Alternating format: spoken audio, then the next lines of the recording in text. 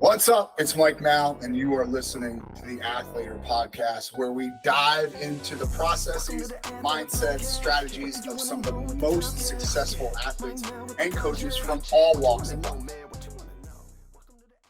Athletor podcast coming at you.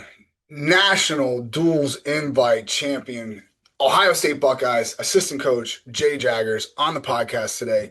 He talks so much about the way that they wrestled this weekend and how he hopes that they wrestle with the entire same chip on their shoulder when it comes to March. We also talk a bunch about his recruiting process and what he's looking for in a cold outreach. All that and more coming up on the podcast. Don't miss it, man. Hey, everyone knows that wrestling is 90% mental. We're super excited to have partnered with Wrestling Mindset, the #1 wrestling specific mindset program in the world.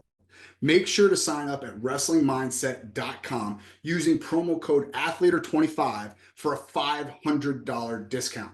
Stop underperforming and losing to guys that you should beat. Athletor Podcast, Mr. J Jaggers, how are you, sir? Thank you very much for coming on. How's it going? Thanks for having me. Okay. Dude, you're coming off a National Duels Invite title, and my favorite part of our conversation leading up to this was, hey, do you want to come on the podcast and talk about the National Duels? And you're like, me? Yeah, you. And here's why. Because Tom is wonderful. I love Tom to death. But Tom has grown very CEO over the last couple years because he has to. That's his job. And if I want the real stuff, I go to Mr. Jaggers. So, as a whole, tell me your biggest takeaways from the national duels. Like in relation to our team or the event? No, just let's talk about the event first. I do want to talk about Ohio State as well, but let's talk about the event first. I thought it was awesome. Really? Yeah, and it's like I'm how could I complain? We wrestled very well. We took Sure. first, got some money. So it's like I'm trying not to be a prisoner of like the result. Right. But I'm trying to, I do remember like even before we had made the semis or made the finals, like from the time we walked into the arena on Saturday morning, I felt the same way. So it's I'm not just being a prisoner of our result. I just thought it was really cool. I think I told somebody, I was like, this has NCAA feel, but like without like the gravity, Hmm. like NCAAs, it's like every match, like you're living and dying with the result. And like if somebody loses a close one, you're just like, like I wish we could go back and rewind and wrestle that position again. This one had still that kind of juice where it was like it was a big deal, but we all knew kind of like there it wasn't the end all be all. Like if somebody dropped an overtime match, it's like, all right, we're right on to the next one. Like we can get that guy later or whatever the case may be. And we got to try to be that way with our wins too, and how we performed. Is that like we're not the world's greatest just because we wrestled really well. Like that doesn't mean that any of those results can't be flipped the other way. In actuality, it probably like pressure shifts a little bit, right? And that Yes. I'm aware of that, but the event as a whole, I thought it was a good like mock run too for some young guys that maybe haven't wrestled at the NCAA championships. Like this Good, is the timing and running out of a carpet and like some of the stress. So being on a stage like in a fishbowl. So I thought it was a home run. I mean, also like for the first, it was just so well ran, Yeah. and again, it was like a mini NCAAs, but without like the gravity of it. Okay. Should it be in Tulsa every year? Because Uh, I that's couldn't a care less. I mean, well, I okay. couldn't care less. It's Okay, fine. I understand that you don't care, but I guess what I'm trying to ask is if we are trying to build this thing to the point where it maybe it doesn't have the same gravity as the NCAA tournament, but it's meaningful. Does it help to keep it in one spot for I at don't know. least a foreseeable future? I honestly, I have no idea. I don't really like to like, I don't know, like answer questions that I'm like 51-49 on. Like, I don't know. Um, I think those that put on the event, it's well within their right to keep it in their backyard since they're doing, the legwork on it. Hmm. Um, and I think it'll be better attended in person because like the praise is just it's universal, like across Twitter, wherever everyone's saying like, yo, this event was awesome. And I think it'll become a more well attended event in person. I don't know what the streaming did. I'd Mhm. imagine a lot of people were streaming it It and maybe was not not. accurately. It was Also, okay. It was okay. I got the numbers today.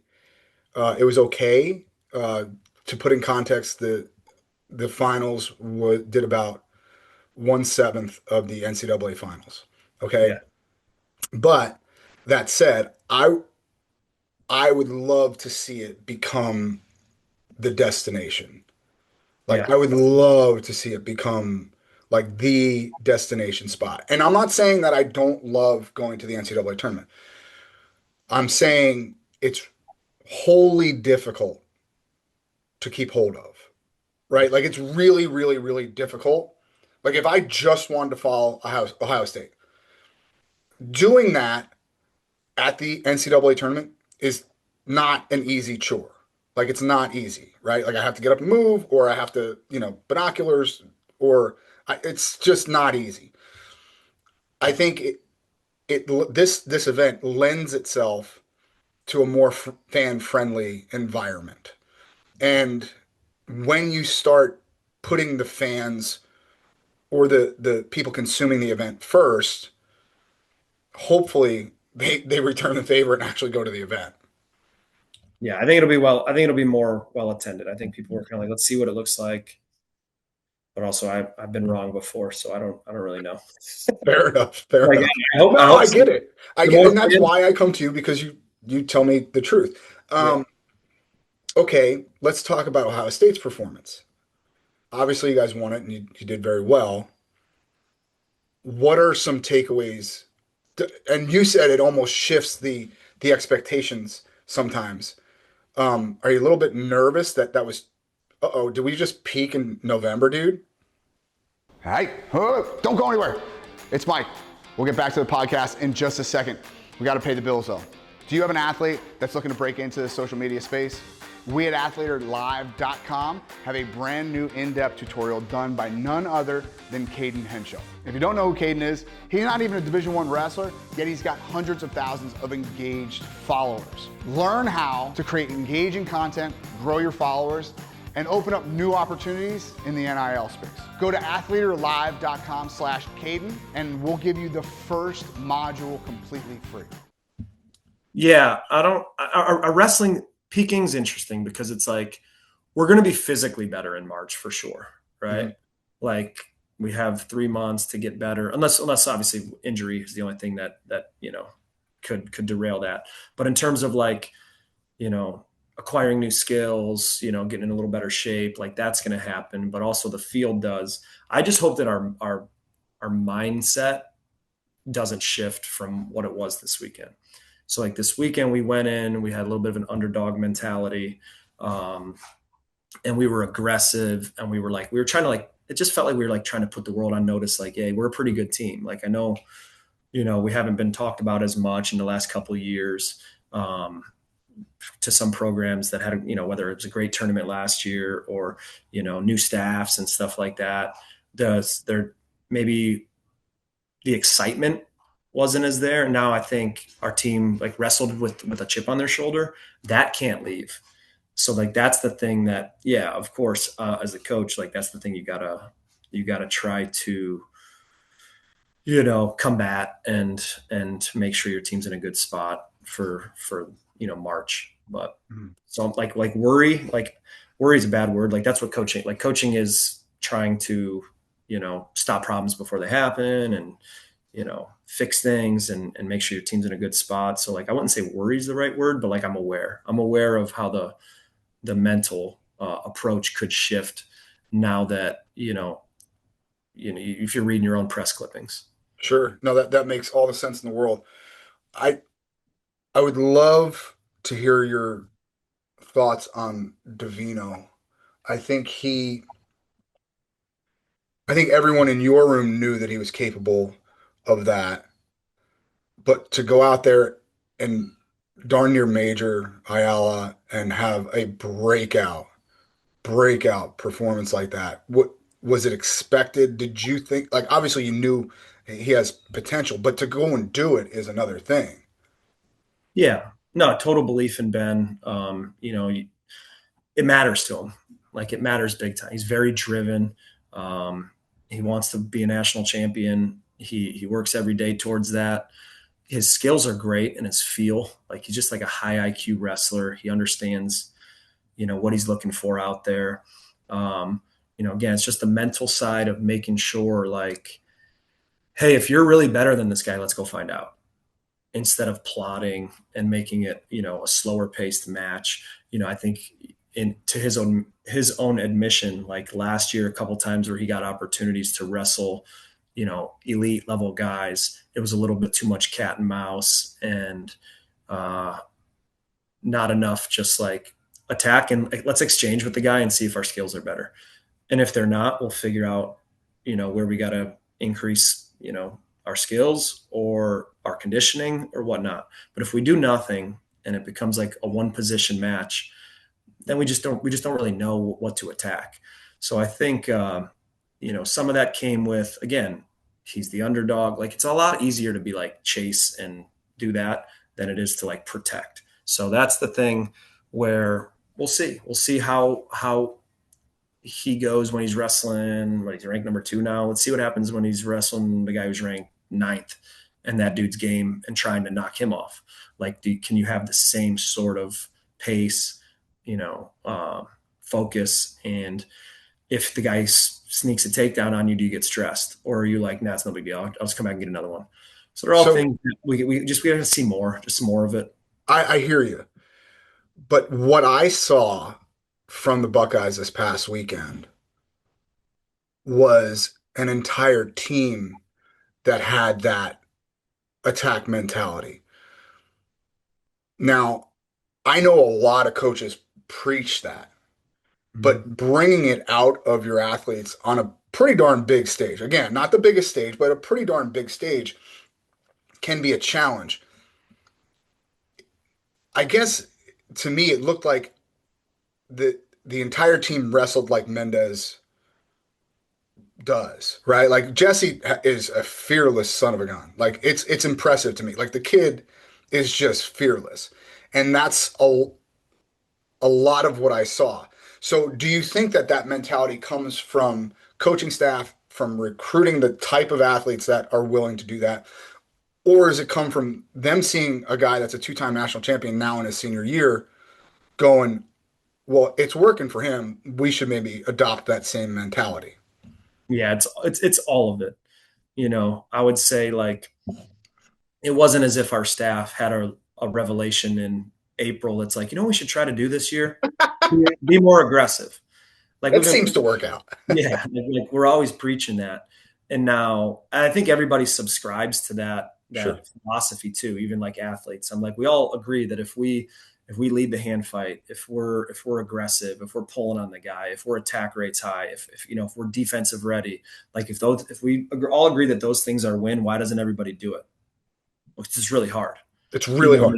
And it's scary, and you're just like budgeting your energy. And some guys have a governor on when they're wrestling.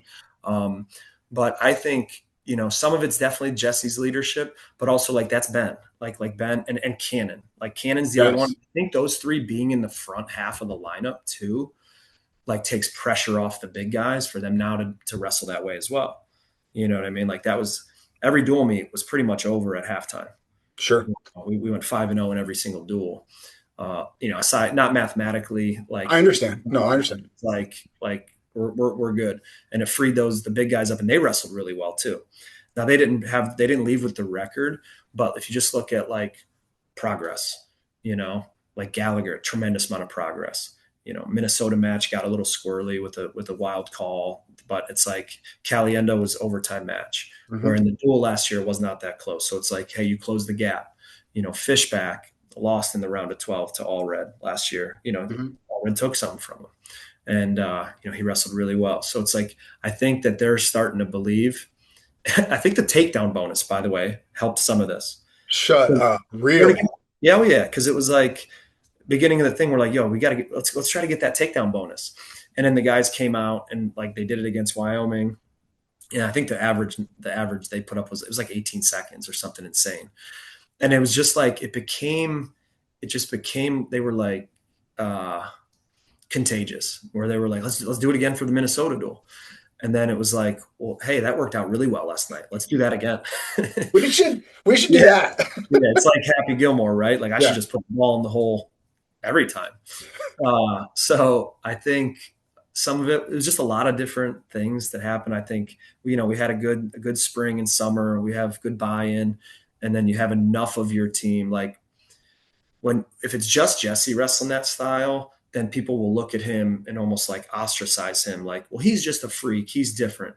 But then you got like Ben wrestles that way, Cannon wrestles that way, and then it pulls the guy that's kind of in there wrestles kind of that way to like I should just do that all the time.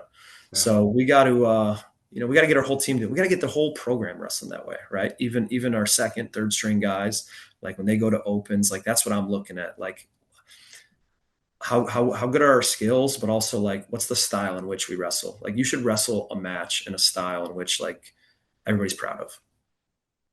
Now, okay, how do you see that aside from scoreboard, right? Because high school wrestling has become so competitive at the highest level. How do you see that in recruits? Um, I mean, you watch their wrestling, you get to know them, you try to understand like how driven are they really. Like I think that ends up being like the biggest separator is like drive. Like how driven are you to really be the best at this? And how casual are like I'm pretty good. I'll see how it goes. I'll train. I'll check the box, go to practice. But it's like you can. I don't know. Not doing this long enough. I think you can kind of see who's really, really driven and operates at a different level. So you Mhm. try to look for that, and then Well, how does that manifest itself? Like, so for instance, when you go see a kid practice in his club or high school setting, what things manifest themselves that show you that the kid is truly driven to get better versus, just happens to be good at it, right? There's a lot of that. There's a lot of kids that just happen to be good at this stuff, especially at a high school level. There's doing it for mom and dad. There's whatever. Like what are you looking at for a kid to be a Buckeye that separates him, especially in the practice or even at a high school event? Yeah. Well, it takes more than one touch or one conversation because everybody's gonna. It's like a job interview. Like everybody's gonna say the right thing in one of those, right? If you go watch a kid work out at his high school, like that better. Like you bet if he doesn't put it on a show for you at the workout, like I don't know. When I was in high school and a college coach was anywhere near, it was like I always worked hard, but it was like I wanted to impress. So it was Sure. like everything was like so you need more than just one touch. Watch how they compete, see how they respond, to frustration, matches that maybe a backside of a tournament. If they get there, like a really competitive, like a Super 32, so how do you respond after a loss? Are you accountable? Um, what kind of things do you value? Learn from their parents. How did they raise them? It's just it's not a perfect science. Like that anyone who says we look at this, and we got that, and we check it. It's like it's not, man. You just got to there's a feel to it. Mm. Buzakis down at 25. Whose idea was that? I would say the idea was in our head as a staff, as to like, like because we know how good Ben is, and we're like what's he gonna do but he reported back a little lighter, and you can tell he was like looked like he was on Poking purpose. around. Exactly. Hmm. So then, we let probably like a month of the preseason go. Like didn't say anything, like because it's always better if they draw their own conclusion versus we force their hand at something. So then I don't even remember what month was mid September or yeah probably mid September, and I was like Logan, why don't you put a feeler out, see what he's doing? Like is he light just because he's light, or is this by design? Logan's like, all right. So then Logan was like, "Hey, Nikki, let me talk to you." He's like, "I already know what you're going to talk about. I'm already doing That's it." so awesome. So, That's so um, awesome. yeah, and it's probably and I know him and his dad, like Nick has big goals, and he wants to make an Olympic team, and it's like there is no 61 kilos at the Olympic Games, Sure. and then you're probably too small for 65 kilos, so 57 maybe more in line with what you're going to do. Um, so he wanted to do it, but it's a really tough situation because him and Macron are like best Yeah. buddies, and the message was we brought them both in, and like I said, we've handled it really well. We've always done a really good job at this because I think that we're an honest staff to our athletes, and we're not ever like we're never like above our we don't operate like we're above the athletes. We operate like arm in arm. Let's go Mhm. together. So brought him in, and I'm like, hey, he's coming down. Macron, that doesn't mean like your goals change. Like you're still trying to win the nationals yourself. It's just another guy, and it's like nothing changes. I'm going to coach you hard. We're going to coach you hard. Something's got to give. Like, and well received by Brennan too. And we're just going to keep figuring it out throughout the year and do our best to see who's the guy when the chips are down. Um, you know, it does help that you guys have such an incredible support system around you. How much of Buzakis going down? Um, like I guess what I'm asking is, did he just try to shrink himself on his own? Did he consult a nutritionist? Did he like so how much of that is like him leaning on the Buckeye machine that is around you? Now, you know, once the decision was made, definitely, we're going to try to do it as smart, even with our dates, who's wrestling at which one. Um, we're going to do it as wise as we think in the moment. Like I don't have a crystal ball to know like if he wrestles in these 6 duels, he'll be Yeah. the best. Maybe he needs 9. I don't know. Maybe he needs 10. So we're going to do our best to keep an eye on it. Our nutritionist is involved with him. He's got to stay on it, right? Like he can't yo-yo as big. That'll be his challenge, and that'll be on his like personal drive, truthfully, because it's Yeah. like he can't live at my house. Like I already got 3 kids. You know what I mean? And it's illegal. So it's like I can't hover over him. So he's gonna have to be real disciplined in his own time, make sure that he's within range in between events, and follow the plan that's laid out for him.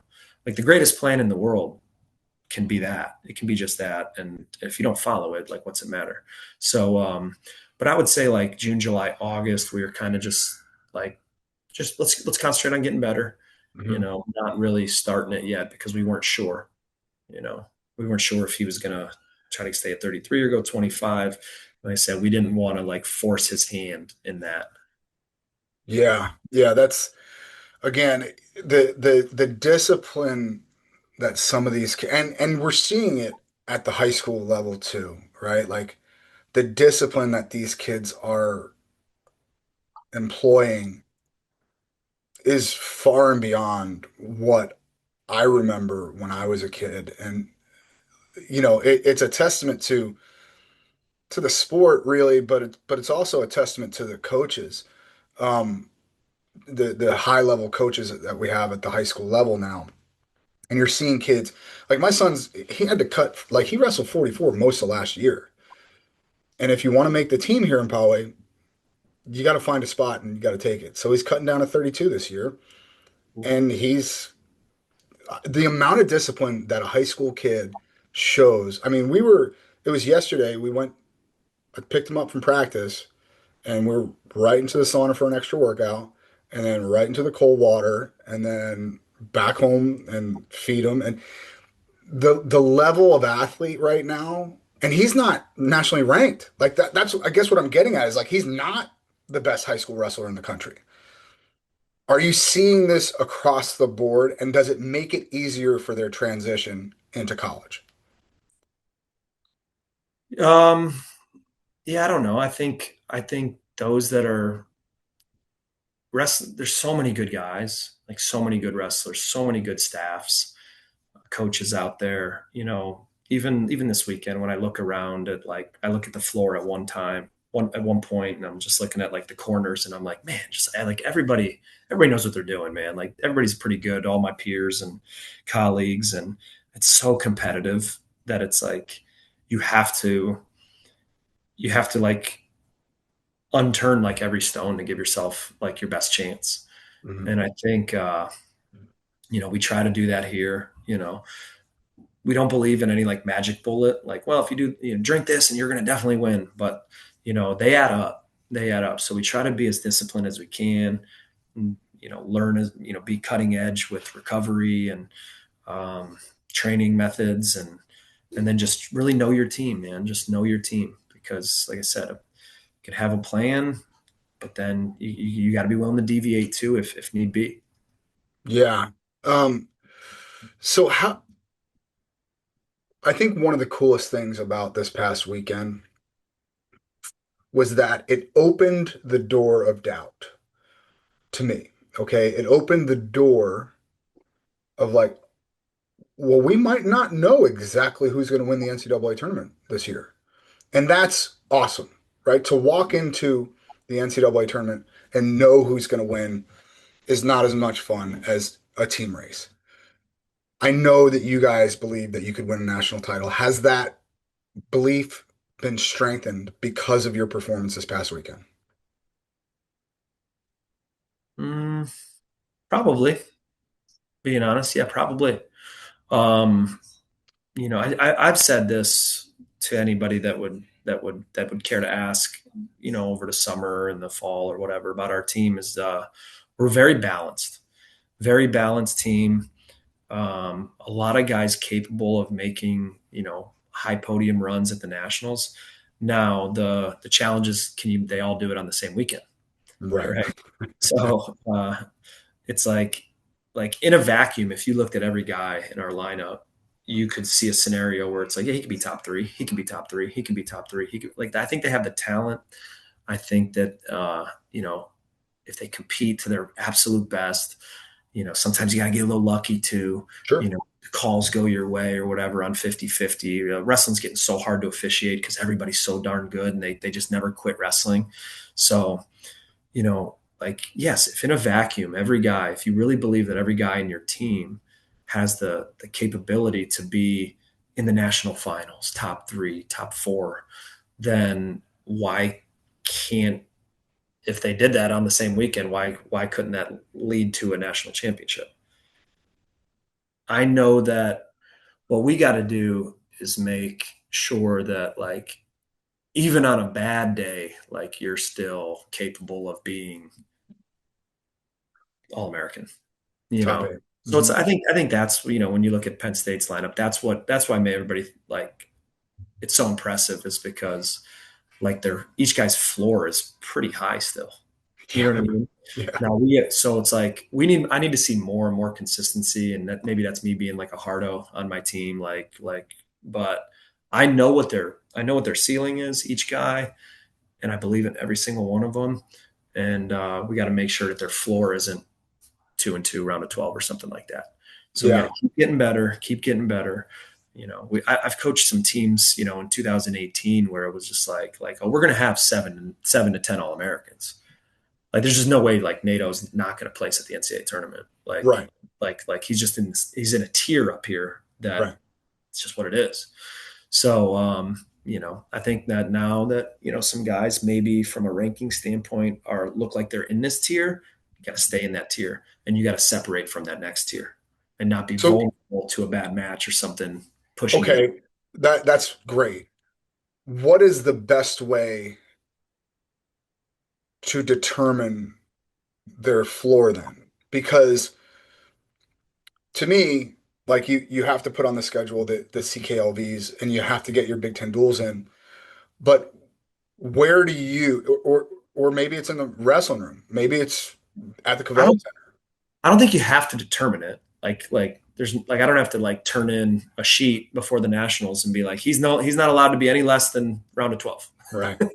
Because my belief is that's where, a bad day would, like, you just got to try to get your guys good at wrestling, man. Like, Yeah. good at wrestling, believing, in shape, healthy.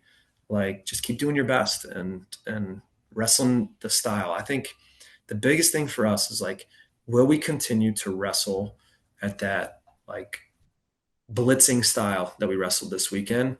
Will we do that tonight? Like, we wrestle, I don't know when this will air, but tonight it's Thursday, November 20th. Like, we're going to wrestle Kent State tonight. And it's like, it was easy to get up for Nebraska. Sure. It was easy to get up for Iowa. Can you get up tonight? And it's like, so that's going to be the challenge, and something that we're going to have to monitor as a staff is to make sure. I know we said it earlier, like peak too early. Like, no, we're going to get better at wrestling between now and March.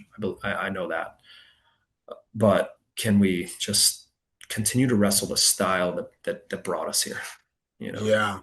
That's the trick, right? And again, it comes down to 3 days in March, for better or for worse. Um, I talked to a lot of coaches about recruiting, and I got to you a couple weeks ago about what was one, if you could give me one instance of a kid or a recruit that wasn't on your radar, but somehow made an impact, so much so that you did wind up recruiting him, and you sent me a really thought out answer, and I appreciate it. Um, if there's a kid that's trying to get on your radar, Mm-hmm. first of all, how does he not do it? Like, what's the okay, don't do this because this is a bunch of bunk. But then if you could share that story about the athlete that wrote you that email, that'd be awesome. Yeah, his name's Hogan Swensky. Actually, he's currently on our roster, but he's going to transfer to Ryder second semester, to wrestle for his last chance. He wants a chance. He's been Yeah. behind. He wants a chance to compete and wrestle at the national tournament. So he just wrote us an email, and we get a lot of them. Like, I probably get like 10 a week, but you can tell which ones are copy and paste and which ones are deliberate and thought out. And his email was just really impressive. He talked about, um, our team. So he put like a personal, like, flavor to it. So it's like, you knew that he was paying attention, and talked about our program. And he said he wanted to be in it. So that was good. So he was like, So I want to, there's that. yeah, that mattered. Or he's like, I'll come there no matter what. So, so it was easy, but, it was just, because I think at the time I don't know if he had even placed at the Pennsylvania State tournament. I think he did his senior year, but at the time he had not. And then he shared truthfully about himself. He's like, I've grown. I played football. I haven't committed myself fully to wrestling. I want to, and he was just vulnerable, and you could tell it was real. Like, I don't know. I like to think I have pretty good filter. Like, when I get an email, and it's a form email that's copied and paste, and it says, like, um, my record in high school is I'm 66-40, and it's like, and I will be a national champion. It's like, really? It's that easy, huh? Like, you disrespect the accomplishment that much. Like, you got work to do. Just be honest and say, like, listen, I know, like, I'm getting better. Here's my goals for this year, and I think, like, I don't want to be around bullshitters. You know what I'm Right. saying? So I don't know if that answers your It question, but does. No, it's valuable, man, because especially in this world of AI, it's so easy to copy and paste. It's so easy to copy and paste. And but it's those types of stories that kind of cement the idea of like you have to be present in this recruiting process. You have to be present, like you have to be in it. And I don't think that enough people um I don't want to say value, but I don't think that enough people understand the gravity of each correspondence as much as they should. yeah, yeah, and there, like, there's a lot of guys like not everybody's Jesse and Ben, where it's like they don't have to do anything Right. because like, everyone's gonna come to you Right. and recruit you. But there are some guys that, they have to do a little bit of the legwork for themselves and get themselves recruited. So I think that's a good message for those because I get that a lot. I get asked that a lot. Like, hey, what should my son do? He likes 3 programs. They haven't reached out to him yet. And I'm like, reach out to them. Yeah. And even like it's happened before where we've assumed, right? Like we've assumed like, well, his brother goes there, he's going to go there. And then you don't recruit maybe like a five star in quotes, like type guy. And then it's like, you didn't know that like he actually liked your program the whole time.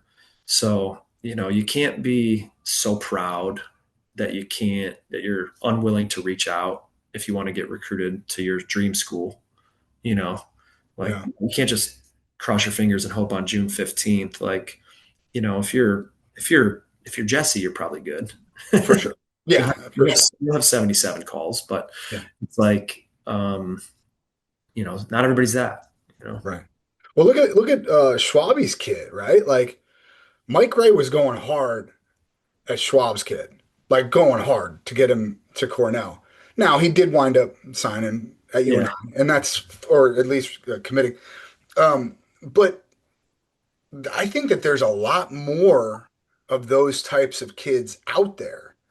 Like Schwab's not the greatest wrestler in the country yet, but he's darn close. And like, there's a lot of teams that could use a good lightweight.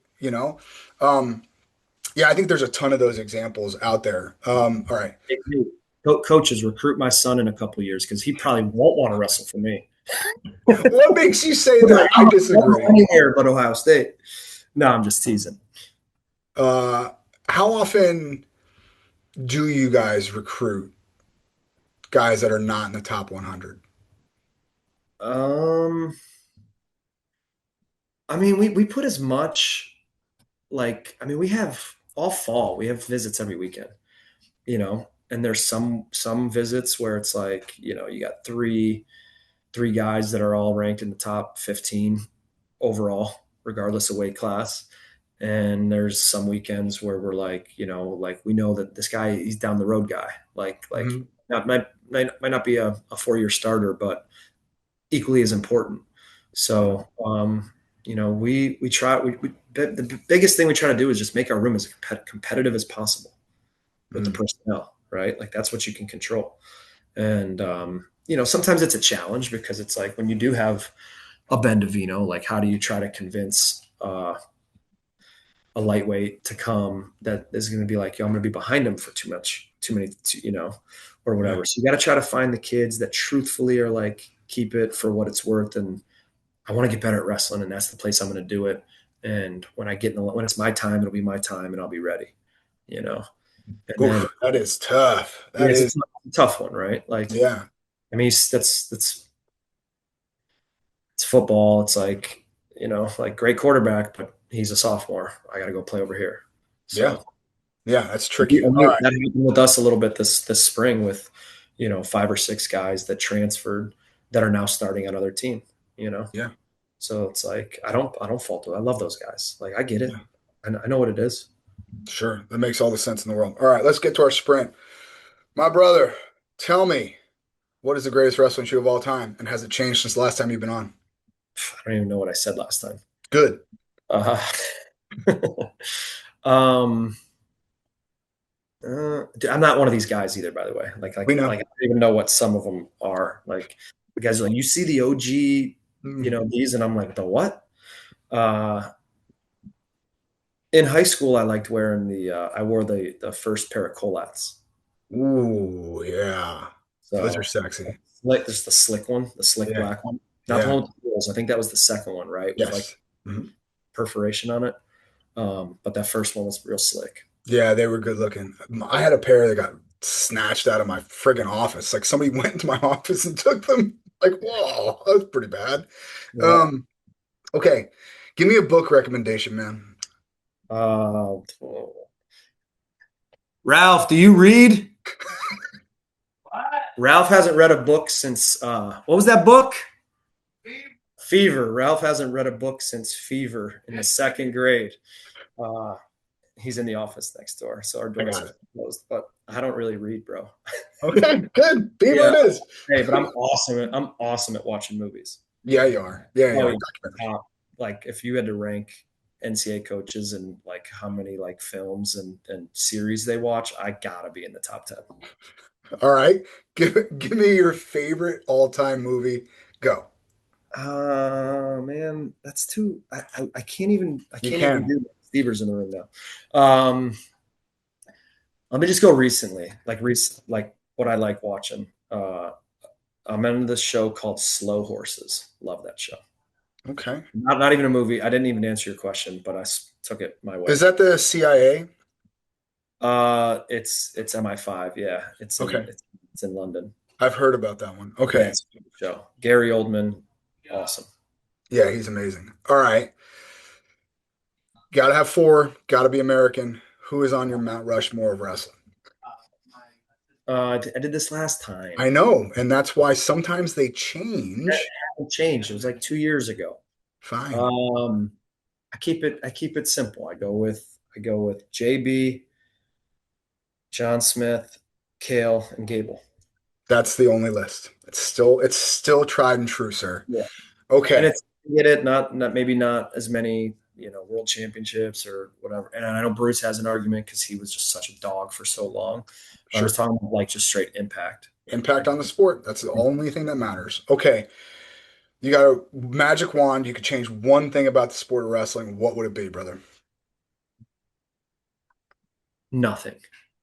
You wouldn't change a thing about the sport of wrestling.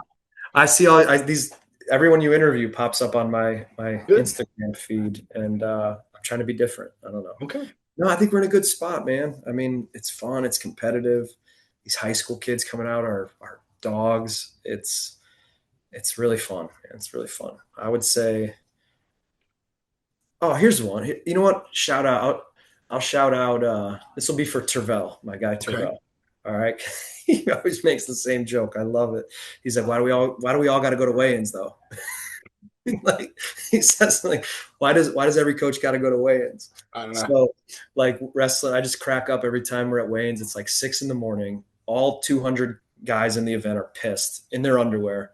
Yeah. And it's like, I don't know. Can we do something about like weigh-ins being so early and weird?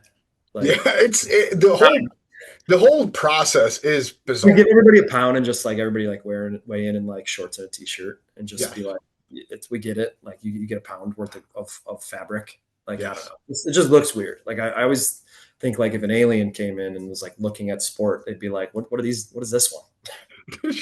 They're just cattle prodding them into line. Yeah. I'm not doing push out or anything. Yeah. That's been beaten to death. I'm just doing like why are weigh-ins so weird? Okay. I love it. J Jaggers, as always, thank you very much. I appreciate you coming on the show, brother. No problem. All right, we'll talk to you soon. See ya. Wait, don't go anywhere before you hit that next button. If you enjoyed listening to this episode, do us a huge favor. Click that subscribe button. And if you're so inclined, leave a review and share it.